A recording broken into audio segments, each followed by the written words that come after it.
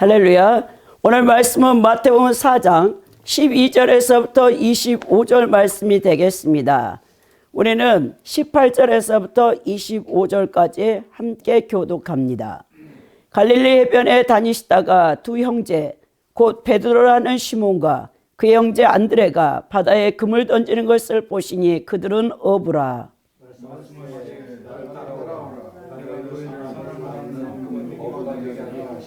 그들이 곧 그물을 버려두고 예수를 따르니라.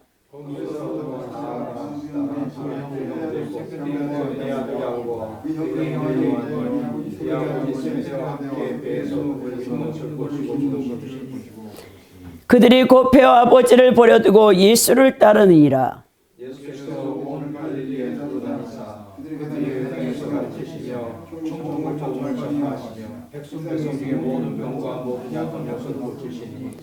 그의 소문이 온 수리아에 퍼진지라. 사람들이 모든 앓는 자, 곧 각종 병에 걸려서 고통당하는 자, 귀신 들린 자, 간질하는 자, 중풍병자를 데려오니 그들을 고치시더라. 25절 함께요. 갈릴리와 데가볼리와 예루살렘과 유대와 요단강 건너편에서 수많은 무리가 따르니라. 아멘. 할렐루야. 오늘 말씀 마태복음 4장 12절에서부터 25절 말씀, 예수님의 3대 사역이라는 제목으로 여러분들과 함께 은혜를 나눠보자 원합니다. 이제 세례 요한으로부터 세례를 받으시고 또 사단의 시험에서 승리하심으로 메시아직을 수행할 준비를 마치신 예수님께서는 이제 본격적으로 메시아로서의 공생애를 시작하게 되는 것입니다.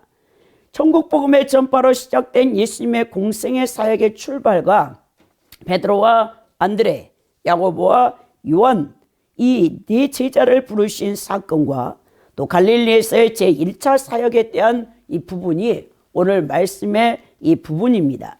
예수님의 세례와 시험 사건은 AD 27년경으로 우리가 이제 대략 잘 볼 수 있는데요.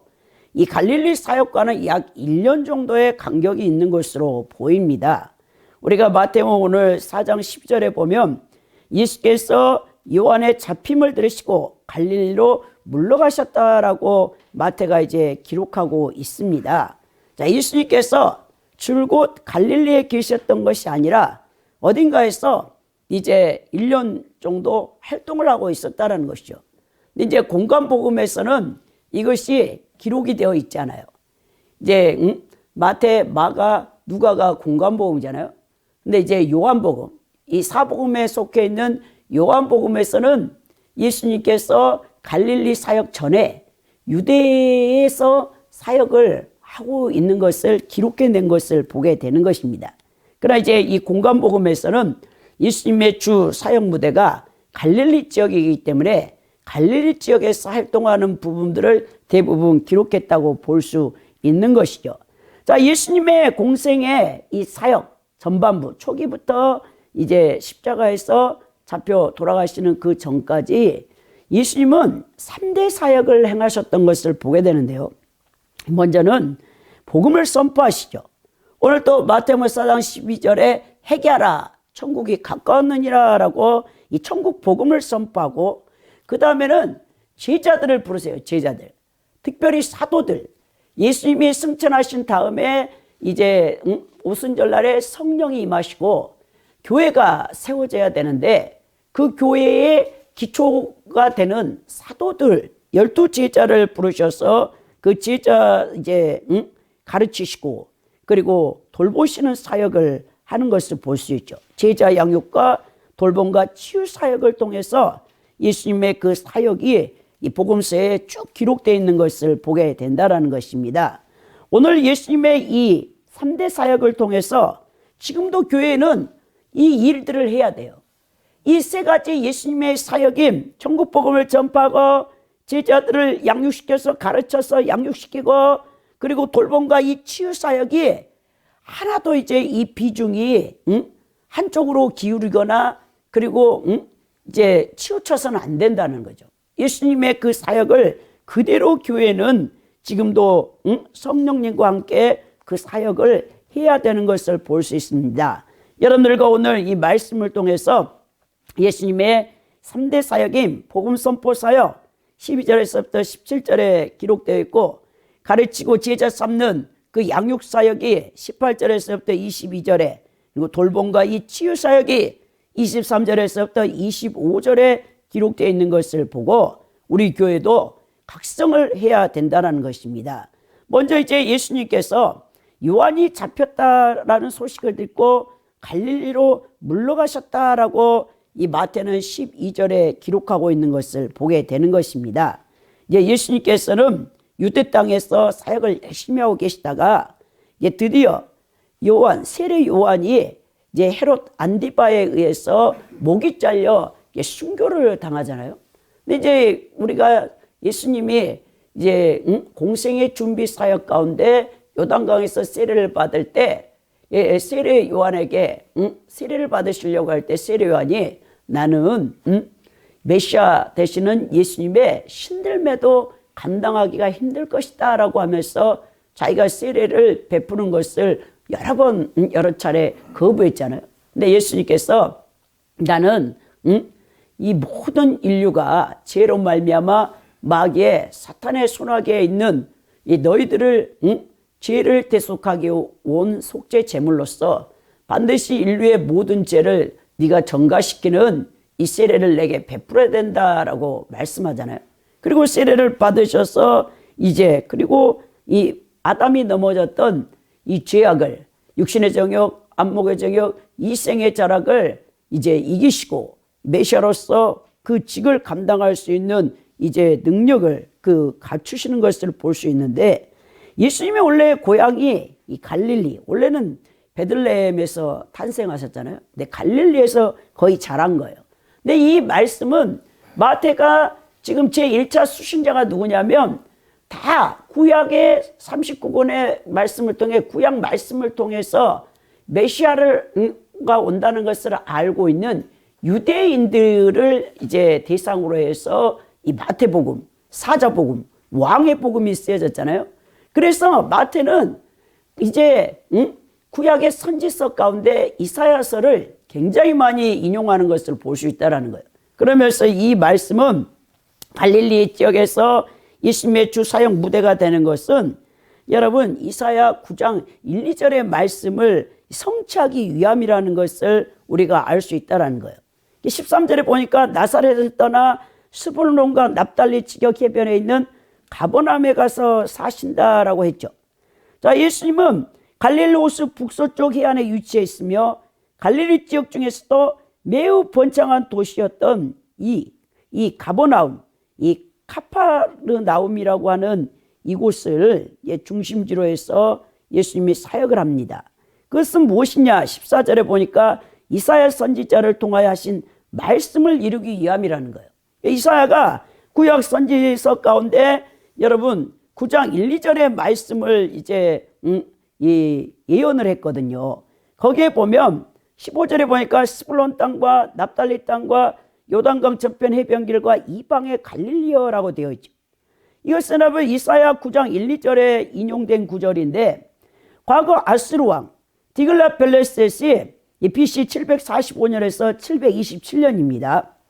갈릴리 지역을 침략하여서 그곳 주민들을 포로로 잡아갔으나 다시 자유를 찾게 될 것이라는 이 예언이 사실 1차적인 이사야가 이 9장 1, 2절에 썼던 말씀이에요. 그런데 마태는 이러한 예언을 보다 확장하여서 당시 죄악과 불신의 어둠 가운데 살던 갈릴리 사람들에게 메시아이신 예수께서 오심으로 영적 광명이 비추게 된다라는 이 내용으로 이 말씀을 여러분 기록했습니다. 이 스불론 땅은 갈릴리 호수 남서쪽 지역이고 스불론 지파가 거주했던 땅이죠. 그리고 납달리 땅은 갈릴리 호수 북서쪽 지역으로 납달리 지파가 거주하는 땅이랍니다.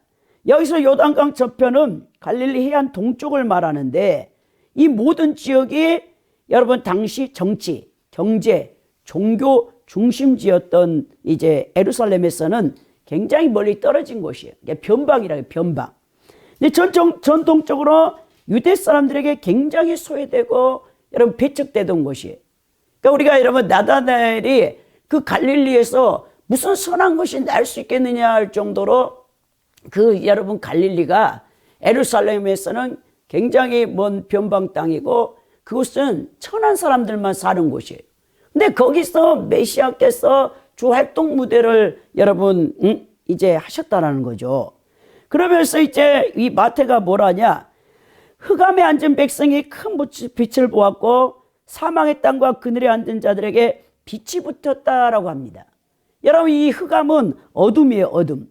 영적으로 하나님과 관계된 인간의 의무에 관한 이 무지라는 거예요. 여러분 예수 그리스도를 우리가 영접하기 전에는 죄로 말미암아 아담의 원죄를 유전받은 모든 사람은 하나님의 존재를 몰라요. 영이 죽어있기 때문에. 그렇죠. 우리가 예수 그리스도를 내 구주로 영접하는 순간 성령님께서 2000년 전에 갈보리 십자가에 실리신 예수 그리스도의 피를 가지고 우리 영혼에 들어와 자소에 뿌려줌으로 죄가 덮여진다는 거예요. 그러면 칭의받게 되는 거죠. 그러면서 중생하는 거죠. 이제 물과 성령으로 거듭나게 되면 그때 우리가 영이 부활해서 살아났어. 그리고 이제 이 세상을 만드신 분이 누구냐? 하나님이라는 것을 분명하게 깨닫게 되는 거예요. 그 전에는요, 아무리 우리가 복음을 전하고 교회를 다녀도 설교 말씀을 듣고 성경을 읽어도 그게 믿어지지가 않아. 근데 여러분들이 거듭났잖아요. born again, 중생하게 되잖아요. 이건 인간의 노력으로 되는 게 아니에요. 하나님께서 은혜를 베풀어 주셔야 돼. 구원받는 이 백성들 하나님께서 깨우쳐 주셔야 돼. 성령님의 사역입니다.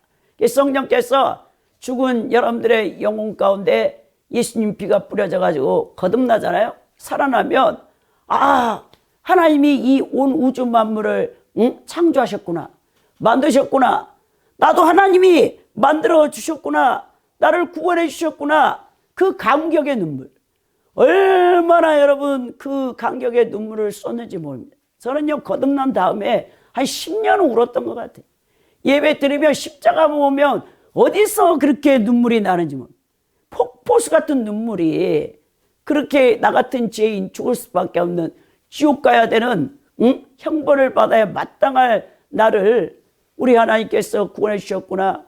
주님이 나를 사랑해 주셨구나. 그 감격 때문에 예배 드릴 때마다 제가 울지 않는 날이 없었던 것을 볼 수 있는데 이렇게 여러분들이 중생의 체험이 있어요. 중생의 체험도 없이 평생 교회를 다녀도 여러분들은 감격이 없어요. 하나님의 살아계심도 몰라.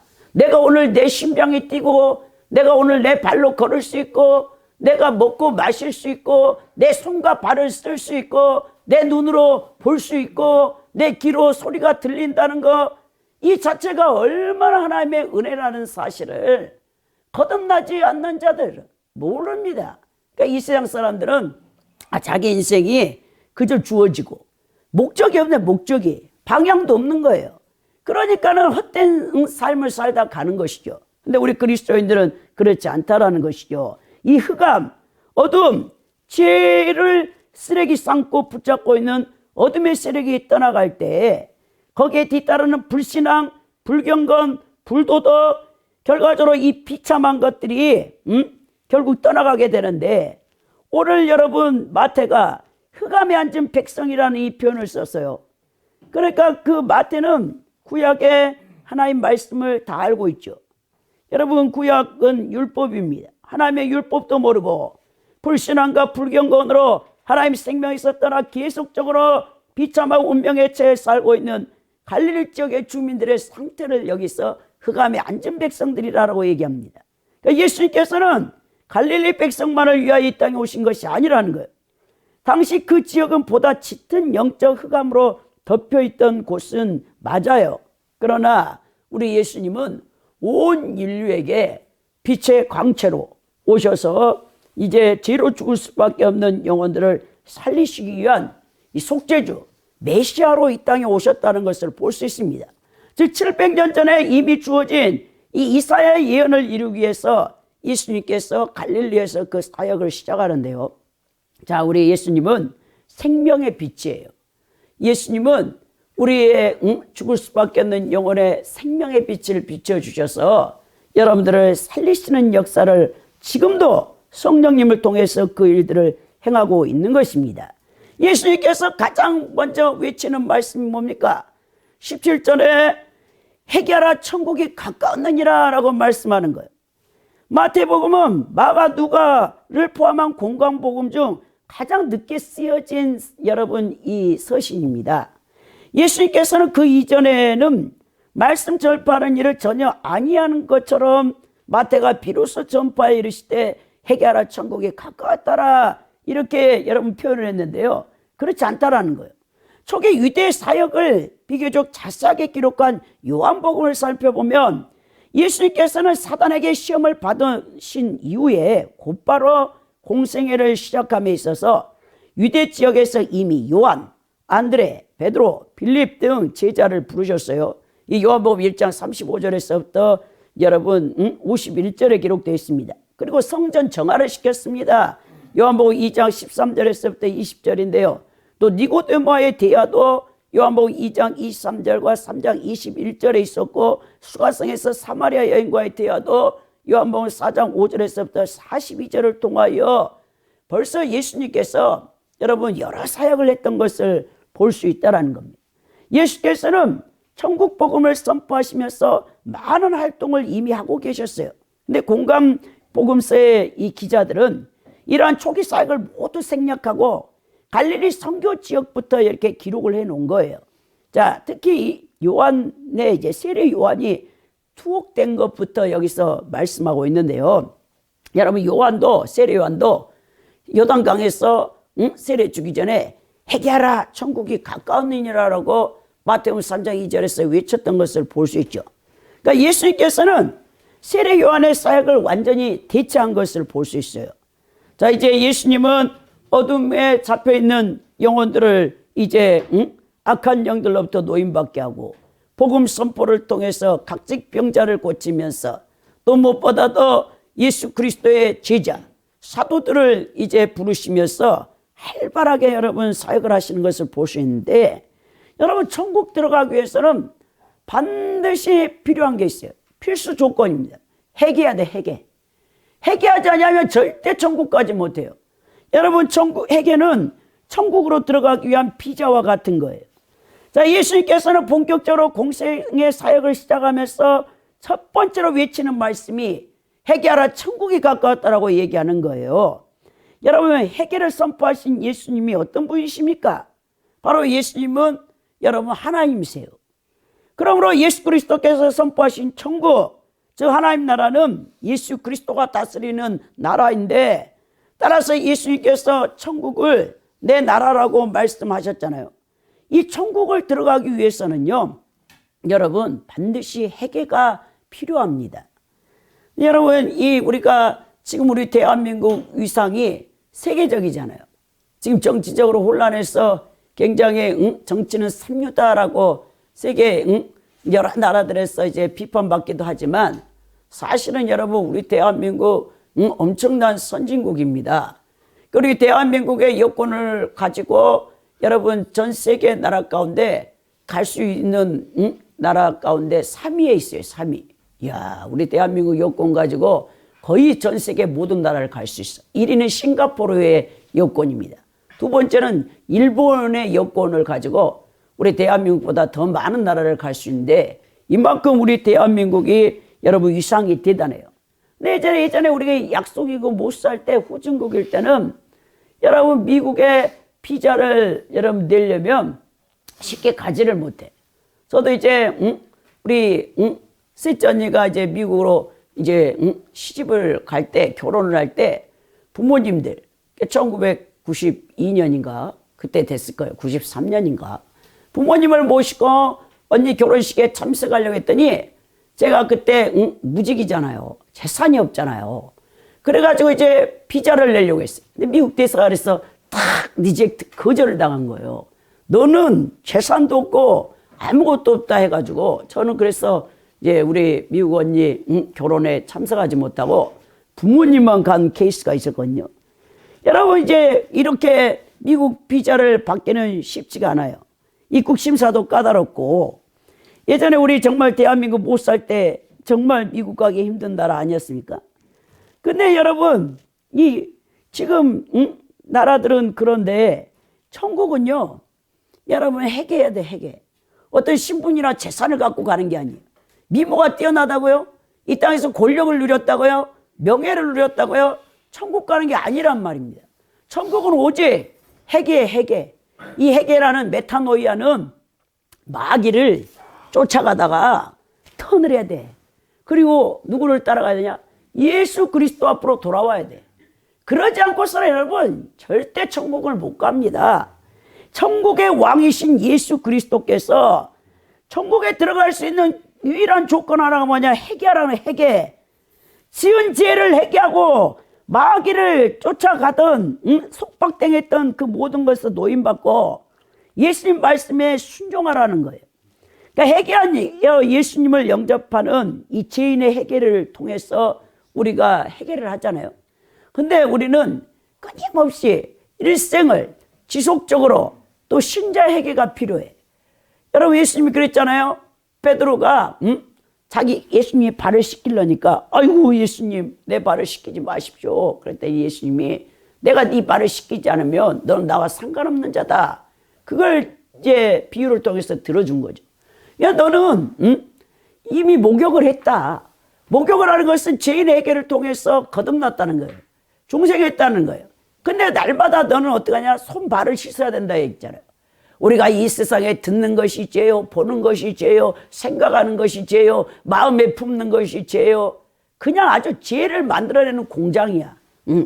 다 외부 우감각을 통해서 이 세상에 임금이 마귀가 잡고 있는 뉴스를 통해도 이게 뭐 다 그 대중매체를 통해서 죄가 막 싹 들어와. 여러분들의 생각을 들어와. 특히 여러분 귀신 들린 사람들은 여러분 그 생각이 강렬합니다. 굉장히 여러분. 저도 그런 영적 전쟁을 다 치러봐서 알아요. 제가 생각을요 얼마나 악한 사탄에게 공격을 많이 받았던지 어떤 영안 열린 집사님이 저한테 그런 말을 했어요. 야 목사님도 엄청나게 생각으로 악한 영의 공격을 많이 받았네요. 그래서 내가 어떻게 하세요? 그러니까 목사님의 그 영적인 머리에 보니까 그런 흔적이 남아있다라고 이렇게 말을 해주더라고요. 정말 제가요 예전에 예수님 믿고 거듭났지만 여러분 계속 직장 생활하는데도 이 생각에 강렬한 마귀의 이제 화살이 끊임없이 저를 공격했어요. 그걸 여러분 쳐내는데요 얼마나 힘든지 모릅니다. 제가 공격을 많이 받아서 아는데 여러분 우리는 날마다 하루의 일과를 돌이키고 밤에 잠을 잘 때 하나님 아버지 오늘 말씀을 여러분 거울 삼아서 그 말씀을 이제 빗대어서 회개하는 거죠. 오늘도 이 말씀에 빗나간 삶을 살았습니다.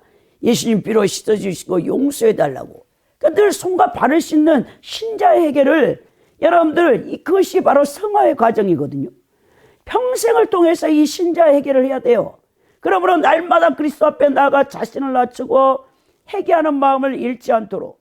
여러분들이 눈물이 메말랐습니까? 여러분들 강팍해진 겁니다. 정말 여러분 십자가를 볼 때마다 하나의 말씀의 빛을 비추어서 내 죄가 얼마나 큰가를 깨닫고 통회하며 자복하면서 여러분들이 늘 마음밭을 옥토밭으로 만드는 일에 힘을 써야 된다는 거예요. 그런 자들만이 넉넉하게 여러분 천국에 들어갈 수 있다는 사실을 잊지 마시기 바랍니다.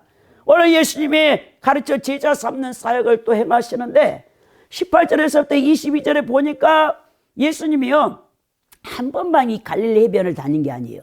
늘 예수님이 하나님과 성부 하나님과 새벽마다 나가서 이 사람이 없는 곳에 산이나 들에 가셔서 바닷가에 가서 기도를 하셨거든요.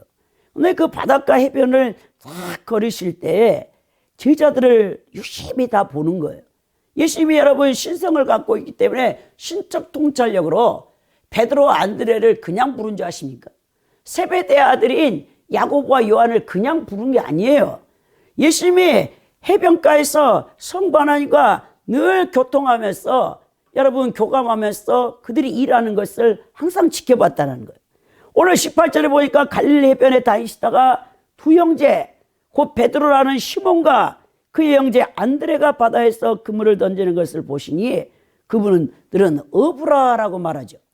야 이제 이 본절부터 22절까지 12제장 가운데 4명을 부르는 하나님 예수님의 제자로 삼는 이 말씀이 나오는데, 여러분 예수님이 이제 승천하신 다음에 교회의 주춧돌이 될 사도를 부르는 장면이 여기에 나와 있습니다.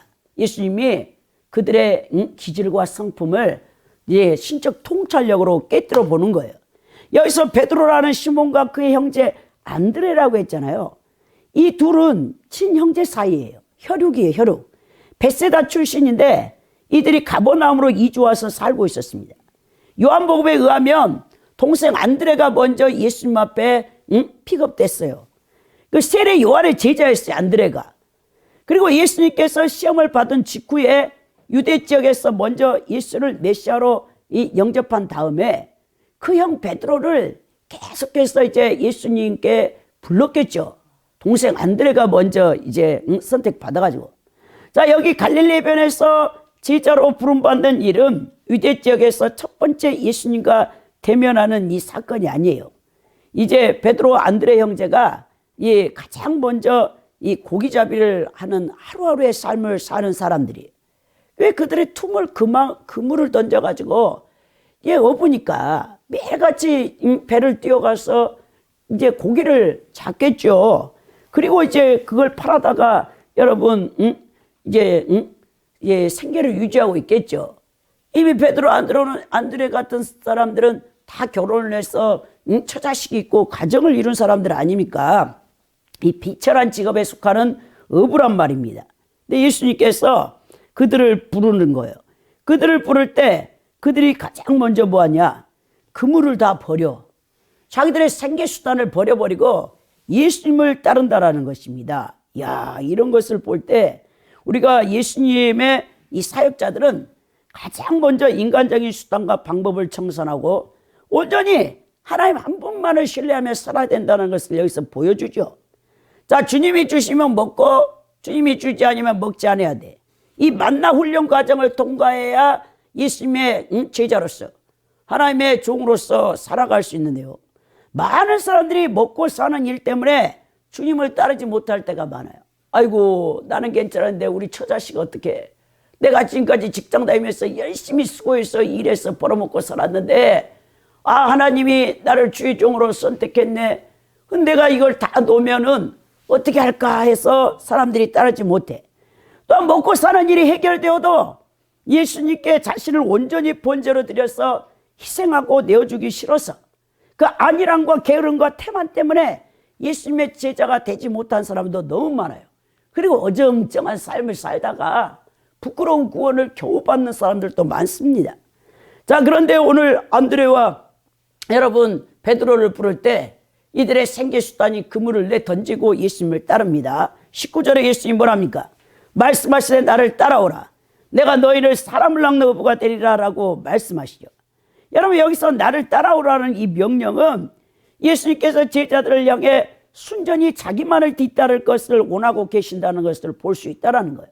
그것은 곧 지금까지 베드로 안드레가 자신의 인생의 계획에 따라 자신들 스스로 인생 행로를 결정하고 이에 대해서 자신들이 책임지며 살았다면 이제 예수님이 제자로 부르셔서 너희들은 나를 따를 때 사람을 낚는 어부가 되게 하겠다라고. 어부가 되려면, 사람을 낚는 어부가 되려면 어떻게 해야 됩니까? 자기 가족뿐만 아니라 자기의 재산, 직업, 자기 자신까지도 버려하는 자기 부정의 삶, 그러한 결단을 요구되지 아니하면 예수님의 여러분 참된 제자가 될 수 없는 것입니다. 내가 너희를 사람을 낚는 어부가 되리라 라고 말하죠. 여기서 사람을 낚는 어부란, 자, 예수님께서 부르신 12 제자들이 장차 그리스도의 사도로서 하나님 나라를 위해 짊어져야 될 사명을 얘기하고 있다는 거예요. 실로 전도자는 이 제약의 바다에 표류해 있는 인간들을 구원의 배 안으로 모아들이기 위한 사람을 낚는 어부들이 돼야 된다는 거예요. 그래서 예수님께서 이 제자들을 부르셨던 것을 볼 수 있는데 여기서 특징이 하나 있어요. 그 당시에 여러분 유대 납비들의 제자가 되려면 제자들이 스승을 찾아가서 몇 년씩 그 스승 앞에서 여러분 훈련이 되어져야 돼. 근데 여기서 예수님은 예수님이 직접 제자들을 찾아 나서는 것을 볼 수 있죠. 그리고 예수님께서 그들을 제자로 삼는 것을 볼 수 있습니다. 20절에 보니까 그들이 그물을 버려두고 예수님을 따랐다. 야, 베드로 안드레가 즉시로 호시라는 이 말을 쓰였거든요. 즉시로 신속히 반응하는 거예요. 예수님의 제자로 그들이 곧바로 예수님을 따라가는 것을 볼 수 있다는 것입니다. 이렇게 여러분 자기 중심주의에서 예수님 중심주의로 그들이 완전히 이제 전환을 하는 거죠. 베드로 안드레가 그물에 대한 소유권과 사유권을 완전히 포기하고 오직 예수님을 이제 향해 따라갑니다. 그리고 21절에 보면 거기서 더 가시다가 다른 두 형제 곧 세베대의 아들 야고보와 그의 형제 요한이 그의 아버지 세베대와 함께 배에서 그물 깁는 것을 보고 부르십니다. 세베대가요 굉장히 여러분 부유한 사람이었어요.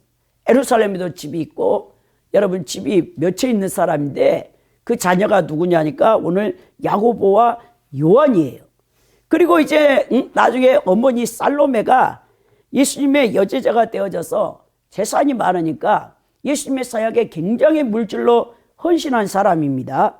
자, 그래서 이제 예수님께서 정치적인 메시아가 되면 로마에서 속국하고 다시 이제 다윗 왕국을 세우게 되면 살로메 어머니가 밤중에 찾아와서 내 두 아들을 좌의정 우의정으로 삼아달라고 치맛바람을 일으키는 이유도 바로 거기 있는 거예요.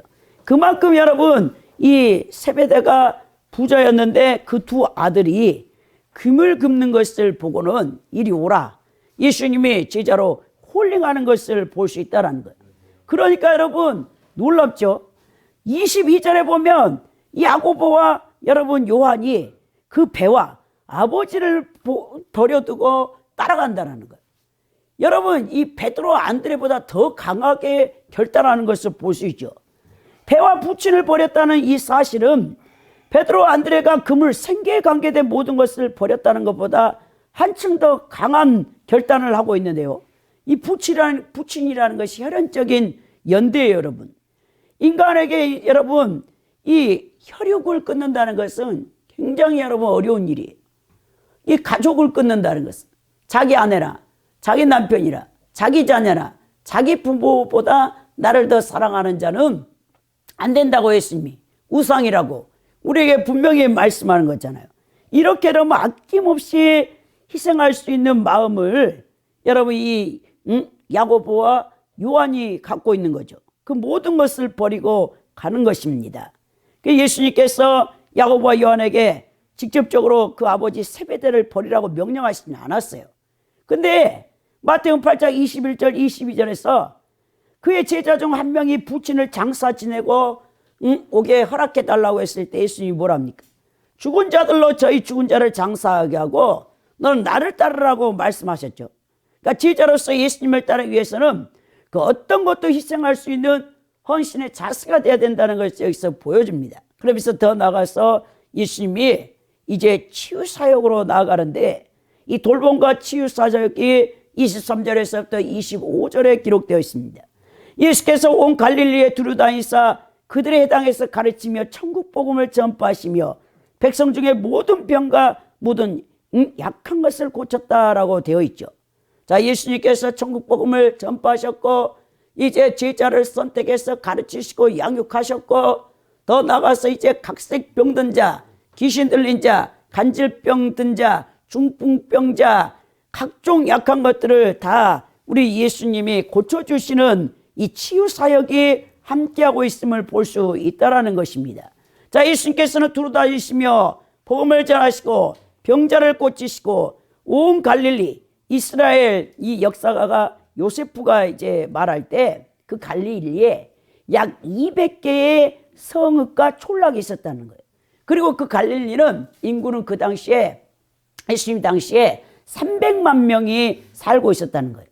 자, 예수님께서 지속적으로 이 갈릴리 촌을 200개 되는 촌락을 성읍을 돌아다니면서 300만 명이 거주하고 있는 그 지역에서 이 사역을 하시는 거예요.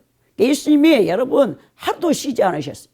굉장히 예수님의 사역이 여러분 이제 고역이었습니다. 근데 예수님께서는 지치지 않고 이 사역을 이제 감당하셨는데 예수님께서 유대인 회당에 이제 들어가서 기도를 드리고 성경을 낭독하며 이 성경의 강해를 듣기 위해서 공식적으로 함께 모임, 이제 유대인의 집회에 들어가서 천국 복음을 지금 전파하죠.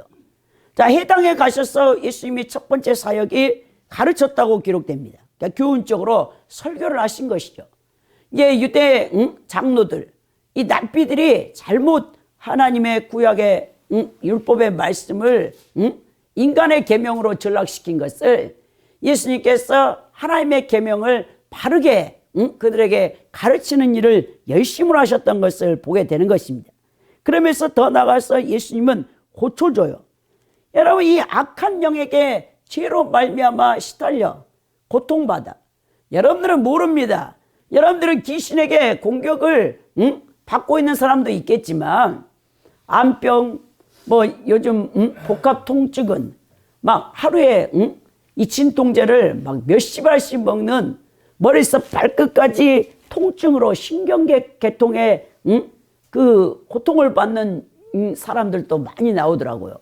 아, 유튜브 같은 데 보니까, 또 생로병사에 보니까 복합통증 증후군에 시달리는 그 사람들의 이야기가 나오는데 너무너무 고통스러워요.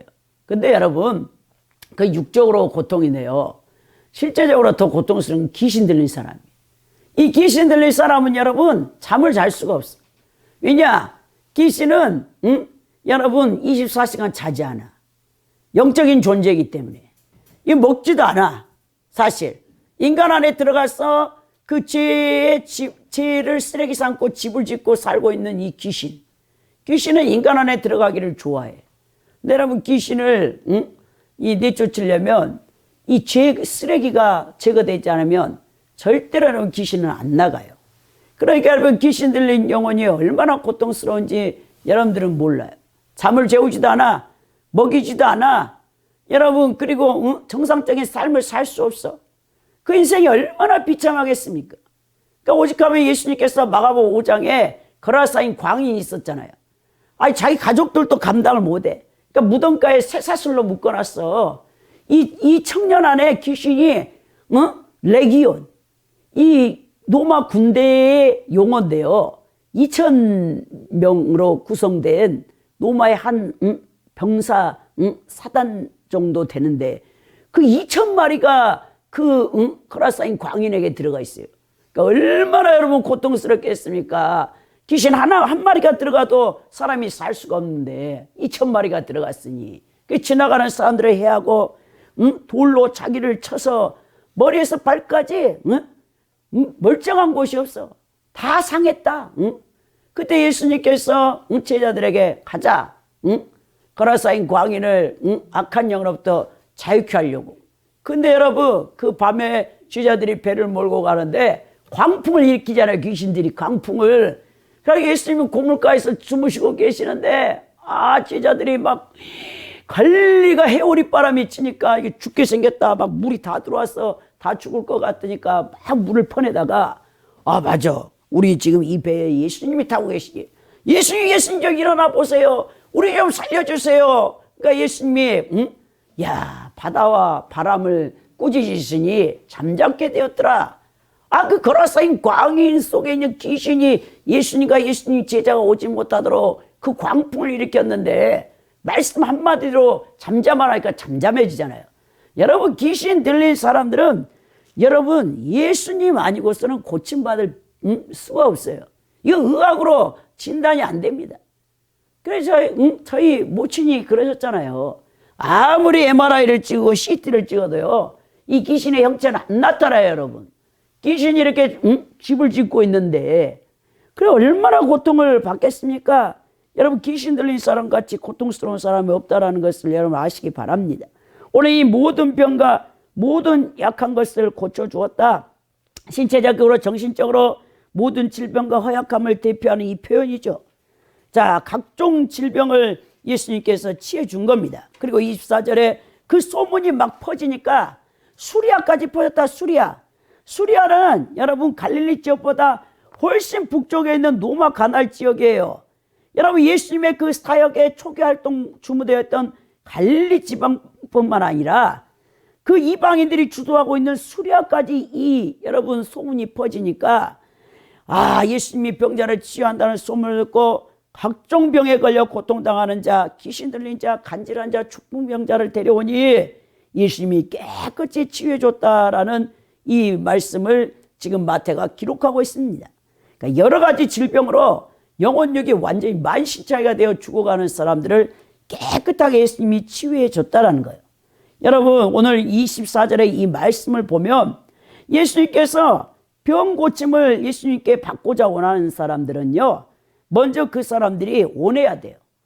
항상 갈망이 있어야 돼요. 여러분, 그렇지 않으면 치유받지를 못하는 거예요. 예수님은요, 이 마귀하고는 달라요. 악한 영들은, 귀신들은요, 내가 원치 않아도 나를 강압적으로 억압해버려. 근데 예수님은 항상 인간에게 갈망하기를 원해요. 시편 42편에 목마른 사슴이 신의 문을 찾아 헤매듯이 내 영혼이 주를 찾게 갈망하나이다 그랬죠. 시편 기자가 갈망한다라는 거예요. 이 하나님 앞에 간절히 원하는 꺼져가는 불꽃이라 할지라도 내가 하나님을 찾을 때 하나님 나를 붙잡아 준다는 거예요. 우리 하나님이 일방적으로 여러분들을 잡는 게 아니에요, 여러분. 그건 오래 가지도 못해. 우리 신앙이 예수님이 아무리 은혜를 베풀었어도 여러분들이 원하지 않으면, 그리고 예수님께서 여러분들에게 귀한 은사를 줘도 여러분들이 원하지 않고 받은 것은 그 은사를 오래 여러분들이 간직하지 못해. 소중한 걸 몰라. 그러니까 제가 영상 여러분들에게 비유해 주잖아요. 저는 방언은 은사를 받고 싶었다. 왜? 저를 27살 때 콜링할 때 예수님께서 방언으로 말씀하셨기 때문에, 내가 알아듣지 못하는 말을 하시니까 제가 어린 나이에 그리고 제가 장로교 출신이었고, 장로교가 뭡니까? 은사 중지론이잖아요. 이 예루살렘 교회를 세우기 위해 오순절날 성령의 강력한 역사를 통해서 그때 초대교회를 세우기 위해서 은사가 필요했지, 지금 교회가 전 세계에 세워졌고 근데 무슨 은사가 필요하겠느냐, 이제 은사는 나타나지 않는다, 중지됐다라는 그 잘못된 장로교회 신학 베이스에서 제가 자랐기 때문에. 근데 하나님께서, 예수님께서 저를 주의 종으로 콜링하실 때, 아니 제가 알아듣지 못하는 방언으로 말씀하시는데, 그러니까 제가 예수님과 대화를 하려면 방언을 받아야 되나 보다, 이렇게 생각해가지고 제가 4년을 밤낮으로 새벽 예배고 철야를 다니면서 천보산 민족기도회에 정말 많이 다녔습니다. 제가 올 1일도 신년에도 천보산 민족기도회에 가서 금식하면서 하루를 여러분 기도하고 왔는데, 나라 민족을 위해서 성령님이 막 회개, 거기가 제일 회개가 잘 터지는 이 기도원이거든요. 제가 장로교회 다닐 때 민족기도원을 정말 많이 했어요. 30년 전에. 그때는요 얼마나 추운지 몰라. 그래서 이제 11시 철야 예배 마치고 난 다음에 차 없는 사람은 그냥 거기서 그 성전에서 담요 하나 덮고 그렇게 자야 돼. 우리 어머니하고 저하고 날마다가 하루도 안 빠지고 직장 다니면서 이렇게 간 거예요. 그래가지고 이제 새벽 4시면 4시 반이면 그 30분 걸어 내려와야 돼. 202번 종점 버스 거기 와서 이제 그걸 타고 석가역까지 와가지고, 제가 그때 회기에 살았으니까 그리 와서 또 씻고 잠 한숨도 안 자고 직장에 다니고 엄청나게 우리 주님 앞에 세게 훈련을 받은 사람인데, 제가 그래서 하나님께서 내가 방언의 은사를 그렇게 구했더니 또 21일 작정 철야해가지고 그걸 받았다 했잖아요. 그러니까 제가 얼마나 이 은사가 귀한지 아는 거예요. 근데 여러분, 그냥 하나님이 원하지도 않는데 여러분들한테 줬다? 기도 영웅이시니 방언 은사를 줬다? 여러분 귀한지도 몰라. 그리고 통변을 못하면 재미가 없으니까 하다가 말어. 아이고 이거 별것도 아니래, 이렇게 여러분들이 생각하는데요, 방언 기도는요 엄청난 위력입니다. 여러분, 마귀가요 꼼짝을 못하래요, 여러분. 그래서 기도를 못하는 사람은, 그리고 악한 영을 대적하고자 원하는 사람은 방언 기도를 받아가지고 방언으로 하루에 1시간씩 2시간씩 기도하면 영적 전쟁에서 여러분 승리한다는 것을 여러분 기억하시기 바랍니다. 여러분, 주님께서 그들의 모든 질병을 고쳐줬다. 얼마나 여러분 감사합니까? 이방인들을 그때 유대인들은 개로 여겼죠. 개. 응? 이 편협적인 선민의식을 갖고 있어. 자민족 우월주의에 빠져가지고. 그런데 예수님께서는 그 수리아에서 온 이방인들까지도 전부 치유해 주시는 것이죠. 여러분, 우리 이 복음은 인종이나 국가나 모든 것을 초월해가지고 하나님께서 구원하시고자 원하시는 하나님의 능력을 베푸는 것을 볼 수 있다는 거예요. 자, 그러면서 이들의 무리가 어디로 왔냐? 갈릴리, 데가볼리, 예루살렘, 유대, 요단강을 건너편에서 수많은 무리가 따랐다. 여러분, 이 데가볼리는요 10개의 도시라는 곳이에요. 엄청 큰 도시입니다. 데가볼리가 10개의 도시로 이루어진 상당히 넓은 지역이었어요. 요단강 동쪽에 시리아에 인접해 있고 므낫세 지파가 거주하던 곳이었죠. 그러나 예수님 당시 이 지역의 대부분은 이방인들이 살았어요. 이방인들. 여러분, 수많은 무리가 따랐다. 야, 예수님의 그 신적 능력, 그 치유의 능력을 맛보고 무리들이 따를 수밖에 없죠. 군중들이. 여러분, 그래서 정말 이 갈릴리, 데가볼리, 예루살렘, 유대, 요단강의 건너편에 수많은 자들이 따라다니면서 예수 그리스도를 추종했죠. 이 복음의 능력을 맛보고. 오늘 한국교회도 다시 한번 이런 복음의 능력이 임해야 돼요. 여러분, 이 바울 사도가 하나님의 나라는 말에 있지 않고 능력이 있다 했어요. 고린도서 4장에서. 능력이 나타나지 않으니까 하나님을 우습게 여기는 거죠. 사람들이. 여러분, 하나님의 그 능력, 하나님 앞에서 꼬꾸라져. 여러분, 우리 제1차 대각성인 조나단 에드워즈, 여러분 제2차 미국의 대각성 주저자인 찰스 피니, 그런 사람들의 여러분 전기를 읽어보십시오. 그리고 그들의 책을 읽어보십시오. 하나님의 임재가 임하니까요, 이 죄인들이 지옥의 형벌이 무서워서 벌벌 떨어. 여러분, 조나단 에드워즈가 설교를 잘한 사람이 아닙니다. 청교도의 3세인데요, 후예인데 그냥 온 거를 한자 읽어. 청교도 설교를 보십시오. 청교도들은요, 한 번 예배를 드리면 여러분 예배 시간이 2시간 반에서 3시간이야. 한 사람도 꼼짝하지 않아. 어린아이부터. 야, 이렇게 재미없게 그냥 한자 읽는데도 성령의 권능이 임하니까 죄인들이 아주 뒹굴면서 나자빠지면서 죽을 것 같은 그런 역사가 나타났단 말이에요. 오늘 한국교회가 그런 능력을 잃어버렸어. 그래가지고 아무리 목사님이 설교를 3대지 착착착 나눠서 이 말씀을 진짜 기가 막히게 전해도 성도들의 마음에 움직이지가 않아. 변화가 없어. 전혀 감동이 없어. 야, 이런 시대가 되어버렸다는 거죠. 얼마나 안타깝습니까? 오늘 예수님의 3대 사역, 천국 복음을 선포하고 가르쳐 제자 삼고 돌보고 치유했듯이 오늘날 교회도 이 3대 사역을 힘있게 감당해야 된다는 거예요. 사단은 지금도 이 시간 온 세상을 두루다니며 산길자를 찾고 있습니다. 그러므로 하나님의 군사된 성도들은 사단보다 더 부지런히 세상 속으로 뛰어들어가 주님과 같은 힘있고 다양한 사역을 펼쳐나가면서 허다한 많은 무리들, 죄와 사망으로 죽어가는 영혼들을 구원해내야 된다는 거예요. 사실 복음을 증거하여 제자를 삼고 가르치며 치유하는 사역은 대단히 어렵고 고된 영적, 육적 노동에 노동하는 일입니다. 한 사람에게 복음을 증거해서 그 영혼을 구원시켜 영적으로 성장시키기 위해서는 눈물겨운 수고와 희생이 따라야 되는 거예요. 그래서 바울 사도가 내가 해살하는 수고를 아끼지 않았다라고 갈라디아 4장 19절에서 말씀하고 있거든요. 이렇게 힘겹고 어려운 복음을 증거해서 한 영혼이라도 주께로 인도해서 또 여러분들이 책임감 있는 이 대한민국의 시민으로서 살아가려면 여러분들이 정말 하나님 앞에 바로 서 있지 않고는 안 된다는 거예요. 여러분, 오늘 올 한 해 지금 벌써 2025년 새해가 열렸는데 벌써 오늘이 1월 12일이에요. 벌써 여러분 그렇게 시간이 흘러가는 열흘이 더 지나가는 겁니다. 우리 인생이요, 금방 다 지나가요. 무엇을 하다 여러분들은 가기를 원합니까? 인생을 허무하지 말고 예수 그리스도를 증거하고 주 하나님을 섬기는 일에 여러분 인생을 올인하여서 여러분들이 정말 육체적인 죽음을 맞이할 때 정말 부끄럽지 않고 그 인생이 보람되었다. 정말 하나님 앞에 갔을 때 살아있다 착하고 충성된 종이라고 상급과 면류관을 받을 수 있도록 여러분들이 올 한 해도 정말 열심으로 주를 섬기고 복음을 전파하고 하나님의 영광을 위해 쓰임받는 여러분들이 될 수 있기를 예수 그리스도 이름으로 축원드립니다. 이 시간 우리